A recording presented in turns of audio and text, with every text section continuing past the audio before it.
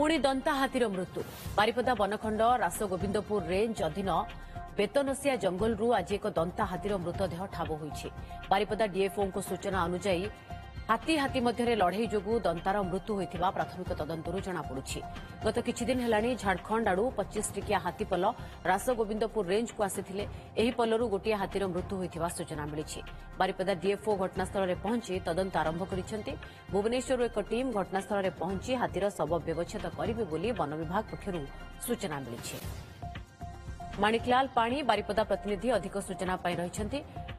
माणिकलाल बारिपदारे पुणी एक हाथीर मृत्यु केमिति मृत्यु है कौन हाथी हाथी लड़ई मृत्यु निश्चित पूजा आज देखो गोटे दुखद दिन गोटे दिन ओडिशा राज्य में तीन हाथी गोटे चंदकार हाथीर मृत्यु होती तेलुकर हाथी असुस्थ अच्छी एपटे बारिपदा बनखंड में हाथीर मृत्यु होती जमी आप पचारे हाथी दंता हाथी थिला प्राय 10 ରୁ 12 वर्ष वयस्क हाथी किंतु जहाँ प्राथमिक स्तर में जहाँ जना पड़ुची हाथी भितर लड़ई होइतिबारु तार मृत्यु होती।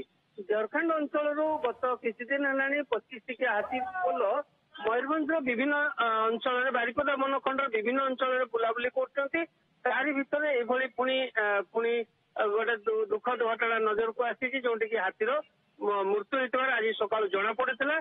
घटनास्थल को बारिपदा डीएफओ पहुंची यार तदंत तो निश्चय हम किंतु भुवनेश्वर एक JTF team joint task force हाथीर प्रोटोकॉल अनुजाई से आसवे एवं व्यवच्छेद कर केवल यही दिग को नुह बरं अन्य दिग को तदंत करपरिक शीत दिने वन्यजंतु को संक्रमण रोग होता है ता नहीं तदंत करपरिक हाथीर कौन रोग थिला ना यही हाथी भितर लड़ई जो यार मृत्यु होती जाओ ना कहीं गत मासक भितर ट्रेन दरकार हाथीर मृत्यु ता पूर्व 2-2टी हाथी छुआर मृत्यु पुणी आज एक दंता हाथीर मृत्यु माने हाथी वंश को जो सुरक्षा कथा कहपरी मृत्युर खबर गोटे प्रकार दुखद खबर आसुची वन्य प्राणी मनर निहाती दुखद पहुंचेब एम सुरक्षा ये जो जंतु वन्य जंतु सुरक्षा निहाती आवश्यक पड़ी जाओ ना कहीं आज सकाल बारिपदा बनखंड